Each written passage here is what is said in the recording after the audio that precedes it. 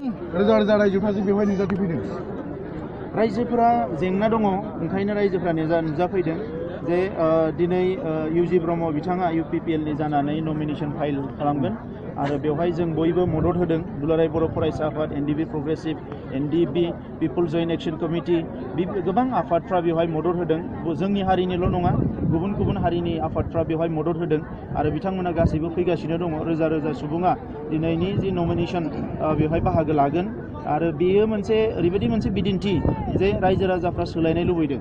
जे थांनाय 15 बोसोराव बेवहाय BPFआ सरकार सालायबाय थादों। बिथांमोना MP, MLA गावसोरनिनो गेजेराव 5 बोसोर हिरा सरनियाया बर'नि कार्ड लानानै MP जाबाय। नाथाय बिथाङा 5 बोसोराव बर' मानसिफोरखौ बर'नि हेंथायै थुनज्लायनायाव बिथाङा साक्सेस जादों। बर'नि हेंथायै बै मानसिफोरखौ अर्गेनाइज खालामनायाव साक्सेस जादों।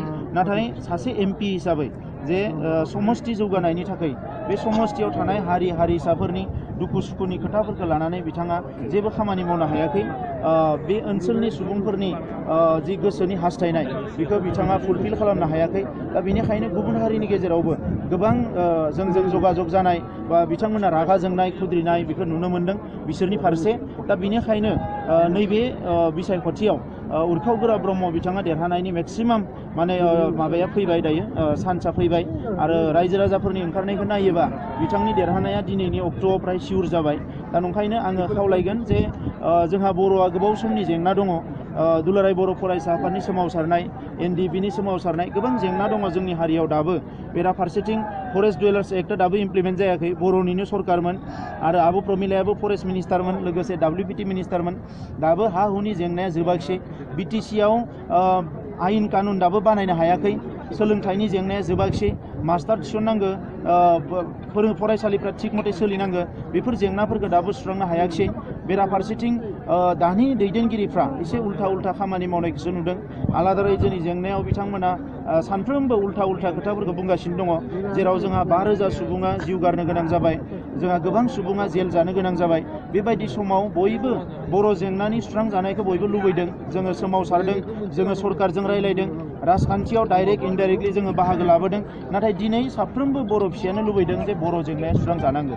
दा बेबायदि समाव बिथांमोननि उल्था खोथा बुंनायखौ नुनानै साफ्रोमबो बर' फिसायानो रागा जोंदों। इभेन BPFनि गाहाय थाखोनि गोबां सुबुंफ्रानो दिनै रागा जोंनानै बिथांमोना जोंजोंसो ओंखारफादों आरो बियो जोबोद मोनसे मोजां बिदिन्थि जे हारिनि अलखदनि समाव जों खौसे जानांगोन, हारिया गसंथानो थाखाय खौसे जानांगोन, हारिनि जौगानायनि थाखाय खौसे जानांगोन, हारिनि थामोनथा आरो खौसेथिखौ रैखा खालामनो जोङो खौसे जानांगोन। दा बेफोर गासैबो बिथिंखौ नायनानै एबारनि जि बिसायख'थि बेवहाय इउजि ब्रह्म बिथांखौ जेरैखि जाया जोङो लकसभायाव दैथायहरनो हासिगोन बेखौ सिउर जाबाय। आरो बिथांखौ लकसभायाव दैथायहरनो हायोबा जों जिफोर जेंनाखौ लानानै सोमावसारदों, जेफोर जेंनाखौ लानानै गभर्नमेन्टजों सावरायबाय थादों, बे जेंनायाव बिथाङा थांनानै हारसिङैनो 50%नि बारा रलखौ लाहैगोन। आरो जों रायजो राजाया 50% सोमावसारनाय, नारसिननाय बायदिसिना खामानिखौ मावोबा जोंनि जेंनाया थाबनो सुस्रांजागोन, जोङो बेखौ नुहुरो। कर्नाटकआव थानाय, बेंगालराव थानाय, गुबुन गुबुन दिल्ली मुम्बाइआव थानाय लाइमोनफ्रा भिडिअ खालामना हरगासिनो दङ UPPLनो भट होनांगौ होननानै आरो हाग्रामा महिलारि बिथांखौहाय दुखु मोननाय फोरमायदों बड'लेण्ड नाङा होननायनि थाखाय। बेनि सायाव मा बुङो? निस्सय बियो जागोन। दिनै सारा आसामनि, सारा इण्डियानि सोरबा मिलिटारि मावनानै दङ, सोरबा CRP मावनानै दङ, सोरबा ITBPआव मावनानै दङ, सोरबा इन्डास्ट्रियाव हाजिरा मावहैदों। गासैबो गथ'फ्रा, फंबायफ्रा, लाइमोनफ्रा, जोंनि बर' फिसाफ्रा बयबो दुखु मोनदों। हाग्रामा महिलारिया जेला बुंबाय 110 खोन्दो बड'लेण्ड जाया, बड'लेण्ड जानायनि खुनु क्राइटेरिया गैया। बड'लेण्डआ आं थाजासिम आरो BPF थाजासिम खुनु दिन बड'लेण्ड जाया। मोनसे समाव लालु प्रसाद यादवा जेला बिहारनि चिफ मिनिस्टारमोन, बिथाङाबो बुंदोंमोन जे आं थैबासो आंनि गोथै सहनि साजों थांनानै झारखन्ड रायजोखौ दानानै होनांगोन होननानै। उनाव बिथाङा गाव थानायावनो राजखान्थि अलखदाव जेला गोलैबाय, गावनो बिथाङा झारखन्ड रायजोखौ दिनै सोरजिना होनो गोनां जादों। आरो बिनि उनाव नुबाय जे झारखन्ड रायजोआ ओरैबायदि जौगालांबाय, झारखन्ड रायजोनिफ्राय दिनै स्पर्ट्सआव बिराद दावखादों, कालचाराव जोबोद दावखोदों, रांखान्थियाव जोबोद दावखोदों। बिथांमोना झारखन्डआव रायजो जानाय सान्थालि, आदिबासि गोबां गोग्लैसोनाय सुबुंफ्रा दिनै गावबा गावनि प्रजेक्ट BTCआव दिनै 32 लाख मानसिफोर दङ, 32 लाख मानसिफोर दङ। 300-400 कौटि बोसोरै फैसा फैयो आरो बांद्राय फैसा फैबावनोबो हायो लामा दङ बिथाङा लाबोनो रोङोबा नाथाय बेफोरनि गेजेरजों रांखान्थि जौगानाय समाजखान्थि जौगानाय सोलोंथाइ जौगानायनि हाबाफारिफोरखौ लायालासिनो थोंजोङै बिथाङा बायदिसिना बखिनाय मालायनि स्किमफोरखौ लानानै गोग्गानाय बेफोर खामानिफ्रासो सोलिगासिनो दङ दा बिनिखायनो रायजो राजाफ्रा दुखु मोनदों बे खोथाखौ बिथाङा बुजिनाया मोजां आरो जोंथ' बयबो लुबैदों जे एबार जे बिथाङा जि बुङा मानो बर' हारिया खौसे जानांगौ आरो जोङो रायजोखौ थगायनो रायजोखौ फोथायखेबस' खालामनो सोमावसाराखै बिथाङा बुंनाय बायदि जे रायजोखौ थगायगासिनो दङ नाटक खालामगासिनो दङ आंहा रायजोखौ थगायनायनि खुनु उद्देश्य गैया आं बर' रायजो राजाफोरखौ थगायनो हानाय सासे सुबुं नङा फैबाय थानाय समाव नोंथांमोना नुगोन आरो आङो आफादगिरि हिसाबै एबसुनि बड'लेण्ड सोमावसारनायाव फैनो मोननाया आंनि थाखाय मोनसे खाफालनि बाथ्रा गोबां सुबुङा जिउ गारबाय दिनै जों थांनानै दङ जोङो बै मुंख्लंफोरनि सिमांखौ मोगथाङाव महर होनांगोन आङो बेखौ लुबैयो दा बिनिखायनो जे दिनै थाखा फैसानि गलाम जायाजासे बिथांमोना जेफोर गोसोम रां खामायदों बिनि गलाम जायाजासे सोरनिबा खुन्दुं मुथानै बहाबा सेल्फ हेल्प ग्रुपनो 10,000 थाखा होनाय बेफोरखौ नायाजासे हारिनि जि जेंना बे जेंनाखौ सुस्रांनो थाखाय बयबो खौसे जानांगौ आं बेखौ लुबैदों आरो दिनै जिखिनि नुदों 60-70% बर'फ्रा खौसे जाबाय हाबाफारिखौ जागायसिगोन बेनिखायनो जे बिथांमोना गसंनानै दङ आरो बयबो आब्रुथियै जाहाथे जिरायनानै थायो आं बिनि थाखाय गुरै खावलायबाय এই সময়ত আমি আমাৰ যে